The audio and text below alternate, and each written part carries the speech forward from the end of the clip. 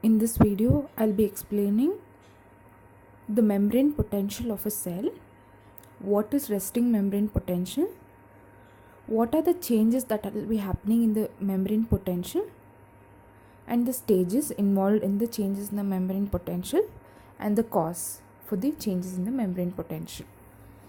So, cells, when they are at rest, they have a certain membrane potential known as resting membrane potential. This resting membrane potential is usually negative for a cell.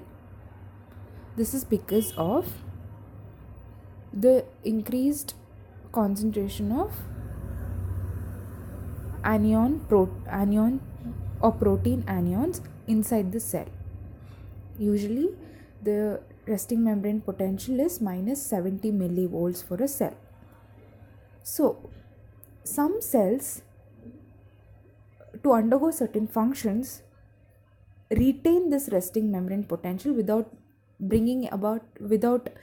undergoing any changes in the resting membrane potential, while some others undergo the changes in the resting membrane potential to perform certain functions. And the examples for such cells are neurons and muscle cells. What will happen when there's a stimulus? How an action potential is formed? What are the stages?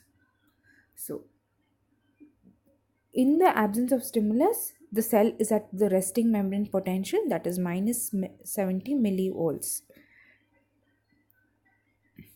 In the presence of stimulus, there are four things that will be happening: depolarization, overshoot, repolarization, and hyperpolarization. And by the end of it, it again returns back to the resting membrane potential. How does this cycle happen? The first stage, depolarization. Depolarization means the negative membrane potential of the cell becomes less negative, or it is towards the positive value. Why does this happen? Because the sodium ion channels are open and the sodium ion enters. Sodium ion, which is positively charged, is responsible for the slight increase in the membrane potential, positive membrane potential. That is, a cell becomes less less negative from a more negative state. Usually it falls down to minus 40 millivolts. The next state is overshoot state. In this state, what happens is the sodium ion channels are still open and more sodium ion enters, thus shifting towards the positive potential. So here the potential reaches up to 0 millivolts, and here it is positive. The interior of the cell is positive compared to the exterior of the cell. Then comes repolarization. In the repolarization state, what happens? The depolarized membrane potential returns back to its normal resting membrane potential state, that is minus 70 millivolts. In this stage, two important changes are observed. One is the closure of sodium ion channels. The other one is the opening of the potassium ion channels. Since sodium ion channels are closed, no more sodium ions can enter into the cell. Since potassium ion channels is open, potassium ions inside the cell move out to the outside the cell. So potassium ion, which is positively charged, when it moves outside the cell, the negative charge or the negative ions are comparatively more inside the cell. or the negative potential increases inside the cell and it reaches to minus 70 millivolts.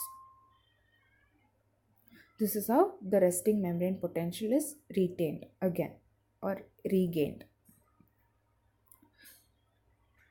Then comes hypopolarization state. In hypopolarization state,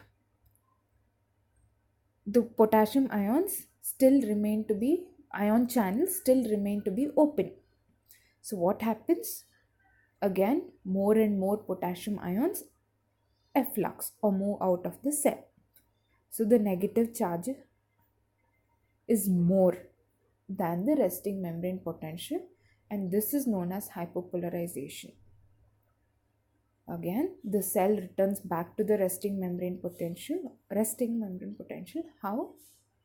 Some of the potassium ion channels are closed, and this is how the resting membrane potential is regained.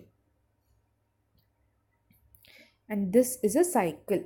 This cycle continues. The first state is the resting state, then comes the depolarization state, then the